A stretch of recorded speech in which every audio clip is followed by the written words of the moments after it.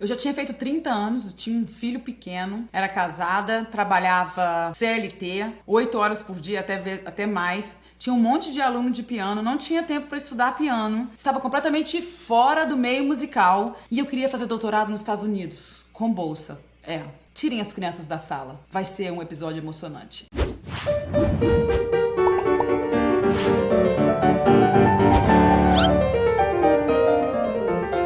Então, gente, esse aqui é meu canal onde eu conto também sobre a minha vida. E eu falo abertamente, eu conto pra vocês sem medo de me abrir pra vocês. Nós estamos aqui pra isso. Se você gosta e não se inscreveu ainda, se inscreva agora. Peça o alerta ali pra te lembrar de cada vez que a gente lança mais um vídeo aqui. Então, eu tinha 30 e poucos anos. Eu dava aula na escola americana. Meu filho ele é a maior bênção da minha vida. Tinha lá 4 aninhos. Estudava na escola, a escola dava a ele uma bolsa maravilhosa, né? 0, não precisava pagar.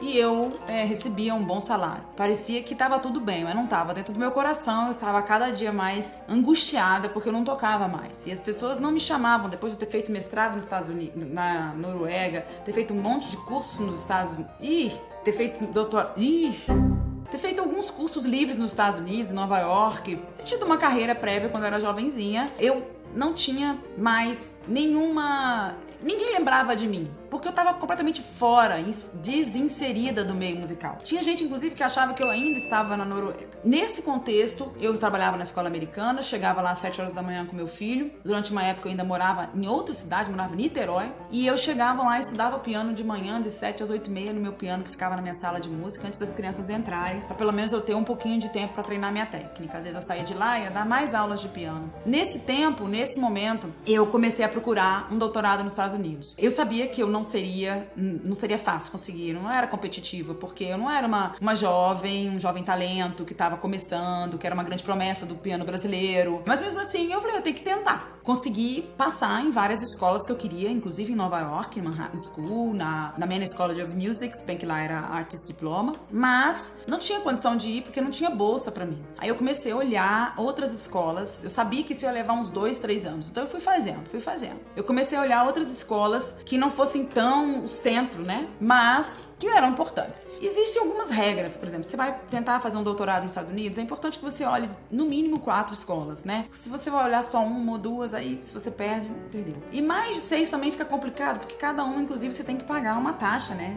Haja taxa. E aí eu fiquei lá com algumas escolas, entre elas a Universidade de Miami me chamou e o professor tava com muita vontade que eu fosse. Eu nunca quis, nunca pensei, nunca achei que Miami seria um lugar pra mim. Eu nunca coloquei na cabeça que Miami, treinamento pianístico, cabia junto. Mas era o que tava acontecendo pra mim. A universidade me deu 30%, né? Eu fiz a prova e tudo mais, mandei lá o vídeo e tudo, eles me aceitaram e me deram 30% de desconto. E imagina você, eu tinha que pagar $14 mil por semestre, né? Então era 28 mil por ano de tuition fee, né? De matrícula e tudo. Eles me deram 30%, aí você faz as contas de quanto que eu tinha que pagar. Eu não tinha esse dinheiro. Isso era só pagar a universidade. Eu teria que pagar, nós teríamos que pagar, na época eu era casada, as outras contas, óbvio, né? Eu tinha feito uma reserva durante esse período que eu fiquei dando aula, bastante aula. Vendi meu piano, vendi meu carro, eu não tinha outras coisas pra vender. Nós pensamos, vamos na cara e a coragem, porque se eu não conseguir essa bolsa, eu posso ser mandada embora da escola que eu tô aqui, porque eu tinha pedido uma saída, uma ausência sem vencimentos, né? Mas se eu não voltasse, eles poderiam me mandar embora. Mandando embora, eu receberia um dinheiro que dava justamente esses $19 mil.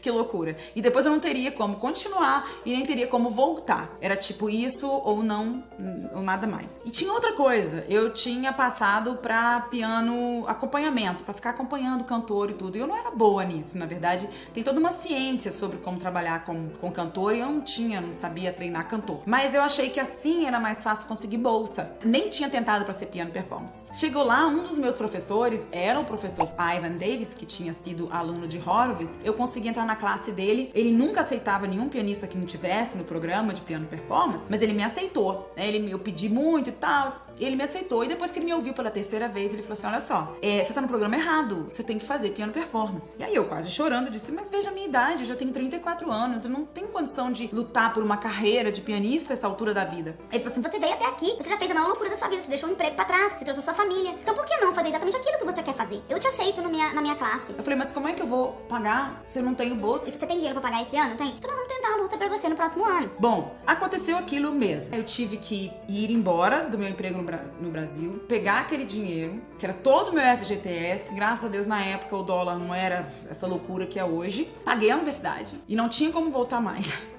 Isso era o ano de 2005. E a gente achou um apartamento para alugar e tal. O Natan já falava inglês por causa da escola americana, graças a Deus. Já chegou numa escolinha pública maravilhosa, teve amiguinhos, tava dando tudo certo. E eu poderia trabalhar também fora da universidade. Então, logo de cara, eu consegui trabalhar como pianista numa sinagoga. E aquela sinagoga já me pagava o suficiente para pagar o aluguel. Meu marido também conseguiu fazer algumas coisas, ele ajudava as pessoas com português. E eu fui dando aula de piano aqui e ali. E assim, eu não precisava usar, a gente precisava usar aquela reserva, né? A gente foi usando um pouco, mas não precisava usar aquela reserva. Pronto, terminou um ano, acabou o dinheiro e eu precisava continuar meu doutorado, não tinha como voltar. Eu tinha tirado só a nota máxima. Até então, eu era aquela aluna exemplar, era a mais velha da turma do doutorado, a única com filho, com não sei o que, o pessoal achava até legal, todo mundo gostava de ver eu com o Natan, todo mundo achava aquilo interessante. Os meus colegas eram maravilhosos, tinha gente do mundo inteiro, né? Da Croácia, da Bielorrússia, da Rússia, China, Coreia, Japão, enfim, Venezuela, Alemanha, tinha gente do mundo inteiro na minha turma, né? E eu era a única brasileira, não, tinha mais um brasileiro lá. Esse brasileiro foi com bolsa, porque ele dava aula na Universidade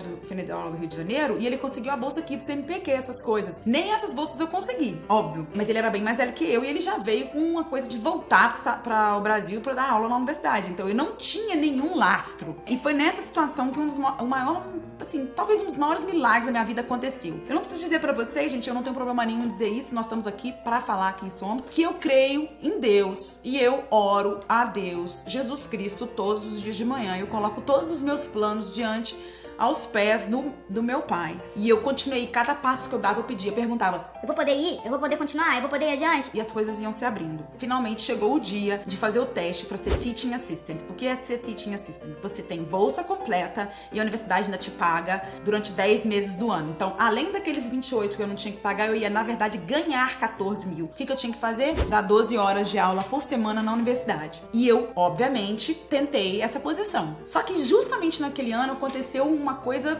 assim, incrível. Foi o ano que teve mais gente querendo aquela bolsa. Em geral, tinha aí, sei lá, umas 8, 10 pessoas. Tinham 2 bolsas, uma vaga já estava definida para uma russa maravilhosa, realmente incrível, minha amiga até hoje. Essa vaga já estava definida para ela. Ficou faltando uma vaga para 32 candidatos. 32, foi assim um recorde. Em nenhum momento teve 32 para uma vaga. No final das contas, tinham 4 pessoas para decidir, que eram os 4 da banca de piano. A vaga ficou entre eu e um romeno. Até hoje eu não sei como é que eu cheguei.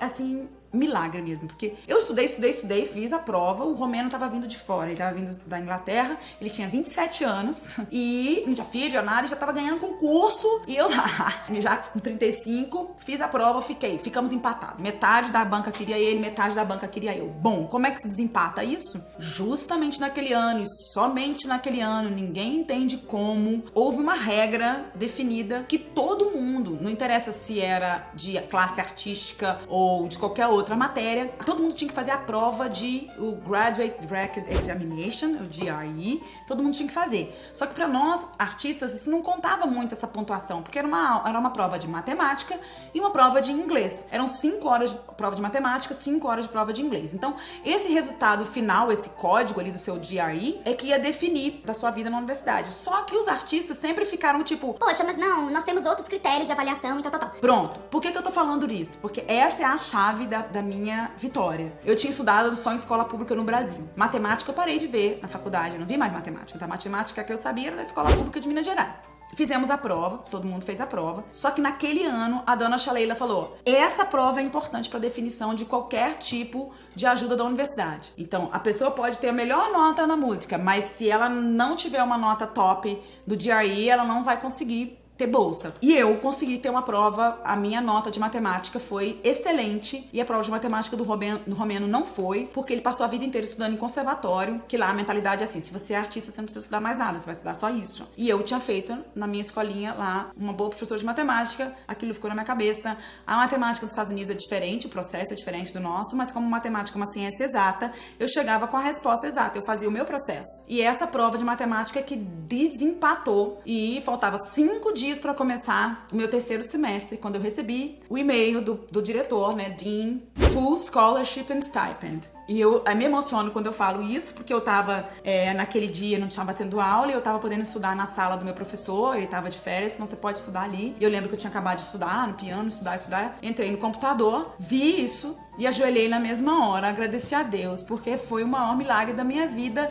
Até então, vários outros milagres aconteceram. Isso pra dizer, assim, que foi um milagre, mas eu também lutei muito. Aquela prova de matemática desempatou e eu consegui a bolsa com stipend para terminar meu curso. Ao invés de pagar, a universidade me pagava. E o mais legal, que eu fiquei muito feliz, é que eu terminei meu doutorado com GPA, que é só a média, né? A média principal, a média top é 4.0, né? Se você é 4.0 é tipo 10, né? Eu terminei com 3.97, porque ao longo de todos os semestres eu tirei um B em orquestração, então eu decidi realmente que eu não ia ser compositora. Eu tirei um B mais em orquestração, o resto tudo eu tirei A mais, e recebi todas as honrarias da universidade, fiquei muito feliz, terminei com summa cum laude e tudo mais, Pi Kappa Lambda, enfim, eles têm várias formas lá de te laurear, né? Eu sei que esse é um episódio longo, mas eu espero, a minha intenção aqui não é dizer pra você o seguinte, olha como é que eu venci, olha como é que é maravilhosa minha vida, não, olha como é que você também pode, né? Olha como é que às vezes você tá numa situação que ela pode estar super adversa, mas se você tem um sonho e você realmente luta por esse sonho, mas diligentemente, sem ouvir as vozes contrárias, diligentemente, com o coração aberto e entregando a Deus a tua vontade, ele vai abrir portas e você vai vencer. Então eu deixo aqui pra você o meu abraço e força na sua luta. Eu tive outras e continuarei contando todas as minhas lutas, inclusive as minhas derrotas, porque elas são importantes também, tá? Um beijo, até mais.